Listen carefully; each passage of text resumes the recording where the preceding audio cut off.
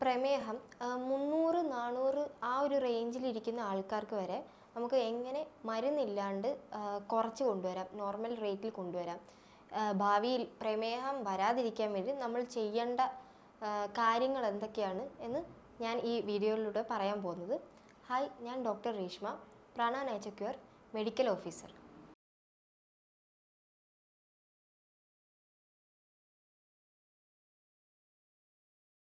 പ്രമേഹം എന്ന് പറഞ്ഞാൽ ഒരു ലൈഫ് സ്റ്റൈൽ ഡിസോർഡറാണ്. അതൊരു മാരാരോഗമൊന്നുമല്ല.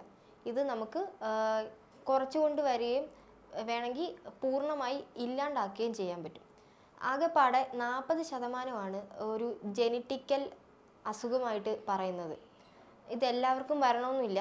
നമ്മുടെ ഗ്രാൻഡ് പാരൻസിനൊക്കെ ഒരു പ്രമേഹം ഉണ്ടെങ്കിൽ നമുക്ക് വരണമെന്നൊന്നുമില്ല. നമ്മൾ കുറച്ച് ഡയറ്റും കുറച്ച് എക്സസൈസും ശ്രദ്ധിച്ചാൽ മാത്രം മതി.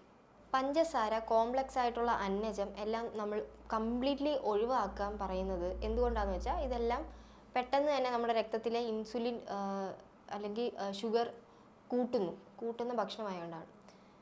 അതിന് പകരമായിട്ട് നമുക്കൊരു ഡയറ്റ് തന്നെ ഫോളോ ചെയ്യാവുന്നതാണ്. ഈ അന്നജത്തിന് പകരമായിട്ട് നമുക്ക് മില്ലറ്റ്സ് യൂസ് ചെയ്യാം. റാഗി, കോൺ, ചാമ, ഗ്ലൈസിമിക് ഇൻഡെക്സ് കുറവുള്ള ഫ്രൂട്ട്സ്, അതായത് berry items, strawberry, raspberry, blackberry, അങ്ങനെയൊക്കെ ഉള്ളത്. പിന്നെ ഗ്രീൻ ആപ്പിൾ.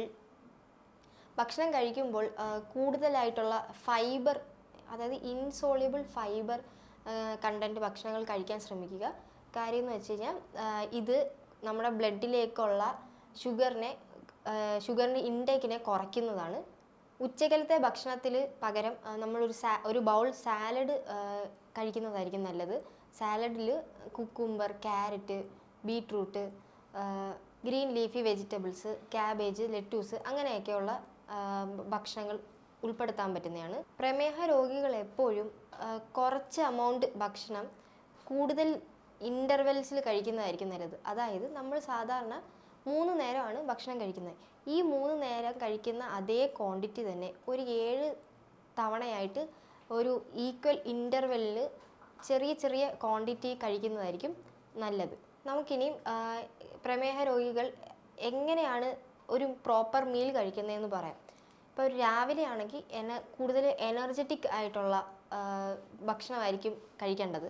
അതിപ്പോൾ പ്രമേഹം ഉള്ളവരും ഇല്ലാത്തവരും അങ്ങനെ ഒരു റൊട്ടീൻ കൊണ്ടുപോകുന്നതായിരിക്കും നല്ലത്. ഈ എനർജറ്റിക് ഫുഡ് എന്ന് പറഞ്ഞു കഴിഞ്ഞാൽ അന്നജവും പ്രോട്ടീനും, ഈ മുളപ്പിച്ച പയറ്, കടല, ചാമ, റാഗി, മില്ലറ്റ് ഇതെല്ലാം രാവിലത്തെ ഭക്ഷണത്തിൻ്റെ കൂടെ ഇൻക്ലൂഡ് ചെയ്യുന്നത് നല്ലത്. അതുപോലെ തന്നെ ഉച്ചയ്ക്കെന്ന് പറയുമ്പോൾ ഒരു സർക്കിൾ പ്ലേറ്റ് ആണെങ്കിൽ എടുക്കുന്നെങ്കിൽ അതിൻ്റെ പകുതി പോർഷൻ ഗ്രീൻ ലീഫി വെജിറ്റബിൾസിനും ഒരു ചെറിയ ബൗൾ മാത്രമായിരിക്കണം കാർബോഹൈഡ്രേറ്റ്, അതായത് നമ്മുടെ ചോറ്. അതും തവിട് കളയാത്ത അരിയായിരിക്കും ഏറ്റവും ബെസ്റ്റ്.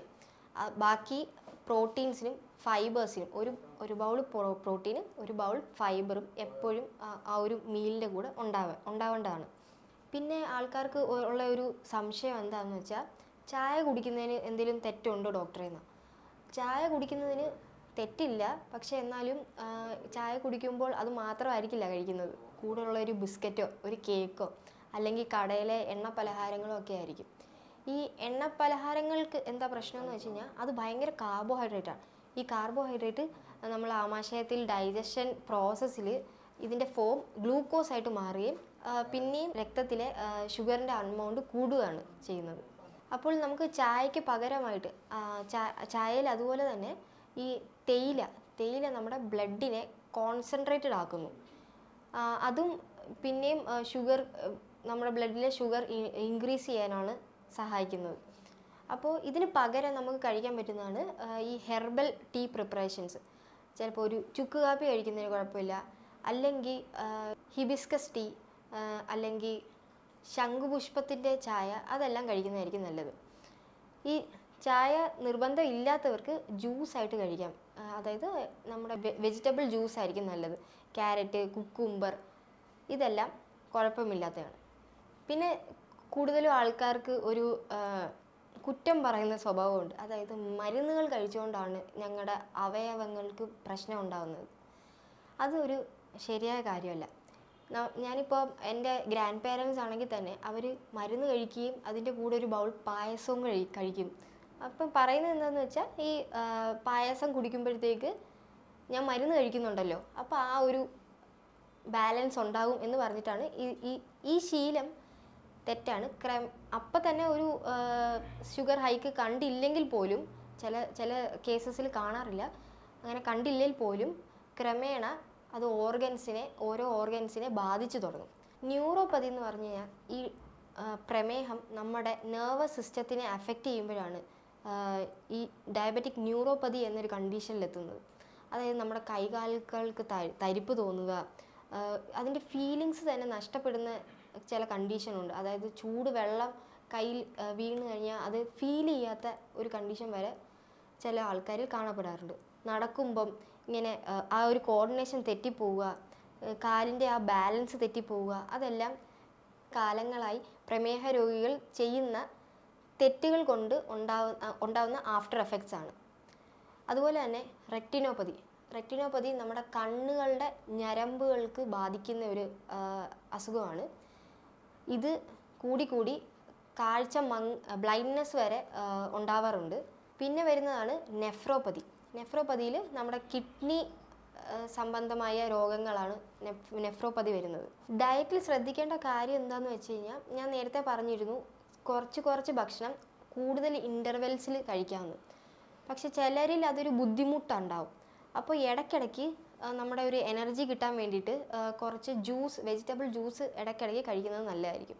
പിന്നെ രാത്രിയിൽ പ്രോട്ടീൻസ് കൂടിയ ഭക്ഷണങ്ങൾ കഴിക്കുന്നത് നല്ലതായിരിക്കും. കാര്യം പ്രമേഹ രോഗികൾക്ക് ചിലരിൽ കാണുന്നത് മസിൽ വേസ്റ്റിംഗ് കാണാറുണ്ട്. അപ്പം ഈ പ്രോട്ടീൻസ് കൂടുതൽ കഴിക്കുമ്പോൾ മസിൽ മാസ് കൂടുകയാണ് ചെയ്യുന്നത്. അപ്പം ചെറിയ അളവിൽ മുളപ്പിച്ച പയർ അല്ലെങ്കിൽ ഒരു മുട്ട, ഒരു 2-3 കഷ്ണം ചിക്കൻ കഴിക്കുന്നതുകൊണ്ടൊന്നും തെറ്റില്ല. ഇത് ഉണ്ടാക്കുന്ന വിധത്തിലാണ് പ്രശ്നം. അധികം ഡീപ്പ് ഫ്രൈഡ് ആവാതെ അധികം സ്പൈസി ആവാണ്ട് കഴിച്ചാൽ മതി. രാത്രി കാലം എപ്പോഴും ലൈറ്റ് ഫുഡിന് വേണ്ടിയിട്ടായിരിക്കണം മാറ്റി വെക്കുന്നത്. അധികം ജങ്ക് ഫുഡ് അല്ലെങ്കിൽ എണ്ണയിലിട്ട് വറുത്തത്, ചില ആൾക്കാരിൽ കാണുന്നത് ഈ ഭക്ഷണം കഴിച്ചതിന് ശേഷം ഒരു സ്വീറ്റ് ആയിട്ടുള്ള ഡെസേർട്ട് കഴിക്കുന്നത്. അത് തെറ്റായ ഒരു പ്രവണതയാണ്. കാര്യം എന്ന് പറഞ്ഞാൽ മധുരമുള്ള ചിലപ്പം ഫ്രൂട്ട്സ് ആയിരിക്കും. ഈ ഫ്രൂട്ട്സ് ഒക്കെ തന്നെ ഈ ഭക്ഷണ ശേഷം കഴിക്കുന്നതിനേക്കാളും നല്ലത് ഈ ഭക്ഷണത്തിന് മുന്നേ സ്വീറ്റ് ആയിട്ടുള്ള ഫ്രൂട്ട്സ് കഴിക്കുന്നതായിരിക്കും. മെയിൻ കോഴ്സ് കഴിഞ്ഞിട്ട് ഈ ഫ്രൂട്ട്സോ അല്ലെങ്കിൽ സ്വീറ്റ് ഐറ്റംസ് കഴിക്കുമ്പോൾ അത് വേഗം തന്നെ നമ്മുടെ ബ്ലഡ് വലിച്ചെടുക്കുന്നു. അങ്ങനെ നമ്മുടെ ഷുഗർ ഹൈ ആവുകയും ചെയ്യുന്നു. അമിതമായ അമൃതും വിഷം എന്ന് പറയുന്ന പോലെ തന്നെ ഈ ഫ്രൂട്ട്സ് ഒരുപാട് കഴിക്കുന്നത് അത്ര നല്ല കാര്യമല്ല. ഇപ്പം മാങ്ങയാണെങ്കിൽ തന്നെ 2-3 കഷ്ണം ഒരു പീസ് കഴിക്കുന്നതുകൊണ്ട് കുഴപ്പമില്ല. ചക്കപ്പഴം ആണെങ്കിൽ തന്നെ ഒരു 2 ചുള കഴിക്കുന്നതുകൊണ്ടോ ഒരു നേന്ത്രപ്പഴം 2 എണ്ണം കഴിക്കുന്നതുകൊണ്ടോ വലിയ പ്രശ്നമൊന്നും വരാൻ പോകുന്നില്ല. അതുപോലെ തന്നെ നമ്മൾക്ക് കോമ്പൻസേറ്റ് ചെയ്യാൻ വേണ്ടിയിട്ട് ചെറിയൊരു വാക്കിങ്ങോ സ്ട്രെച്ചിങ് എക്സസൈസ് ബാക്കി ഡയറ്റിൽ ഫോളോ ചെയ്താൽ മതിയാവും. എക്സസൈസ് ചെയ്യുമ്പോൾ നമ്മൾ കൂടുതൽ ഫോക്കസ് ചെയ്യേണ്ട എല്ലാ ജോയിൻസിനും മൂവ്മെൻറ്റ്സ് വേണം. ഇപ്പം ഒരു സൂര്യ നമസ്കാരം ചെയ്യുന്നത് നല്ലതാണ്. സൂര്യ നമസ്കാരം ചെയ്യുന്നതിന് യോഗ ചെയ്യുന്ന ആൾക്കാരാണെങ്കിൽ സൂര്യ നമസ്കാരം ചെയ്യുന്നത് നല്ലതാണ്. അതിന് മുന്നേ തന്നെ ലൂസനിങ് എക്സസൈസ് ചെയ്യാനായിട്ട്, അല്ലെങ്കിൽ യോഗ ചെയ്യാൻ അറിയില്ല എങ്കിൽ ഒരു ലോങ് വാക്ക്, അതായത് പെട്ടെന്ന് കൈകാൽ അനക്കി വേഗം നടക്കുന്നതൊക്കെയാണ് നല്ലത്. സ്ട്രെച്ചിങ് എക്സസൈസും കൂടുതൽ ചെയ്യുന്നതായിരിക്കും നല്ലത്. ഈ സ്ട്രെച്ചിങ് എക്സസൈസ് ഞാൻ പറഞ്ഞ ഈ സൂര്യ നമസ്കാരമാണെങ്കിലും ലൂസനിങ് എക്സസൈസ് ആണെങ്കിലും ഈ എല്ലാ ജോയിൻസിനും മൂവ്മെൻറ്റ് നൽകുന്ന എക്സസൈസ് ആണെങ്കിലും യൂട്യൂബിലൊന്ന് അടിച്ചു കൊടുത്തു കഴിഞ്ഞാൽ നിങ്ങൾക്ക് കിട്ടുന്നതാണ്. ഇതെല്ലാം ശരിയായ രീതിയിൽ ചെയ്യാൻ ശ്രമിക്കുക. ഈ പറഞ്ഞതിൽ എന്തെങ്കിലും സംശയം ഉണ്ടെങ്കിൽ താഴെ കൊടുത്തേക്കുന്ന നമ്പറിൽ കോൺടാക്റ്റ് ചെയ്യാവുന്നതാണ്. മറ്റൊരു വീഡിയോ ആയിട്ട് വീണ്ടും കാണാം. Thank you.